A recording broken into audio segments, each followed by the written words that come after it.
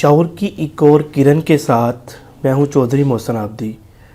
ناظرین، ایک علاقے کا بادشاہ خوش رہنا چاہتا تھا، لیکن اسے یہ خوشی مل نہیں رہی تھی۔ اس خوشی کو حاصل کرنے کے لیے اس نے بہت سے طریقے استعمال کیے، بہت کوشش کی، لیکن وہ خوشی حاصل نہیں کر سکا۔ یہاں تک کہ اس نے بہت سے ماہرین سے رابطہ کیا اور ان سے دریافت کیا کہ وہ کیسے خوش رہ سکتا ہے۔ انہوں نے بھی اسے ٹپس دیے، لیکن اسے خوشی نہ مل سکی۔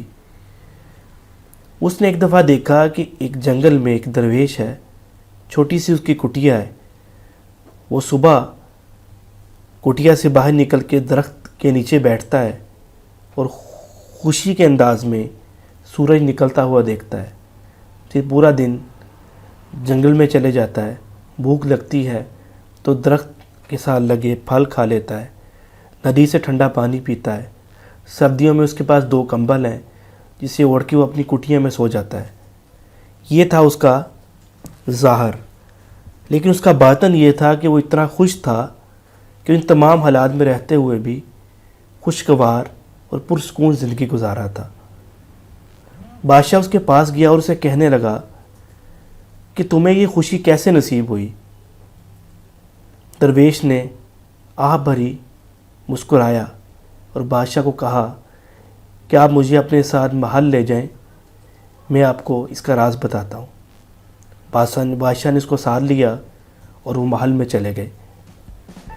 اس نے بادشاہ کو کہا کہ کسی ضرورت مند کو بلائیں اور اسے حکم دیں کہ آپ صبح فجر کی نماز کے بعد نکلو اور مغرب کے وقت واپس آؤ۔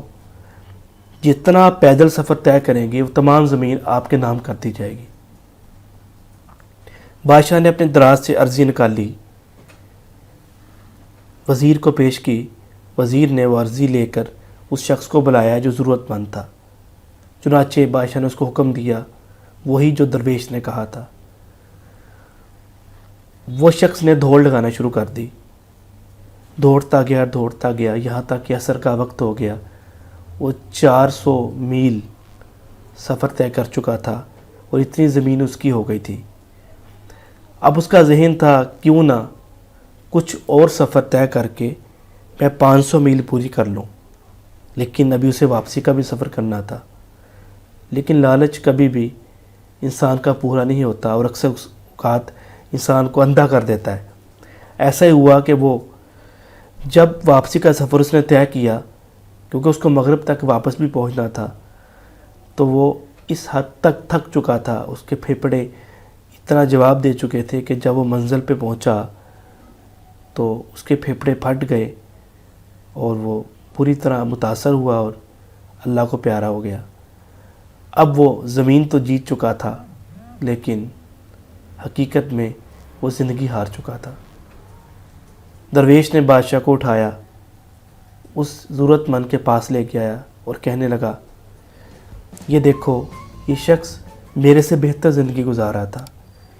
اس کے پاس اپنا گھر بھی تھا، بیوی بچے بھی تھے، اس کا ضرورت کے مطابق اپنا کاروبار بھی تھا، لیکن کیونکہ اس کے اندر لالچ اور حرص، جو کہ بری چیز نہیں ہے، لیکن کسی چیز کا انسان پہ حاوی ہو جانا اسے برا کر دیتا ہے، وہ زیادہ تھا، جس کی وجہ سے آج یہ زمین تو جیت گیا لیکن زندگی ہار گیا۔ اگر یہ میانہ روی سے چلتا، مناسب سفر طے کر کے واپس آتا، تو اسے ضرورت کی چیز بھی مل جاتی اور یہ زندگی بھی جیت سکتا۔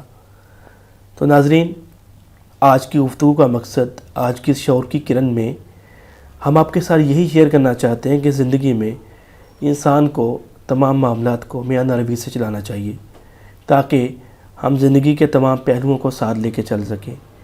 ایسا نہ ہو کہ ہم زندگی میں بہت ساری چیزیں تو حاصل کر لیں، لیکن جب اس کو استعمال کرنے کا وقت آئے تو ہمارے پاس وقت نہ ہو، یعنی اس دنیا کو چھوڑ کے جانے کا وقت ہو جائے۔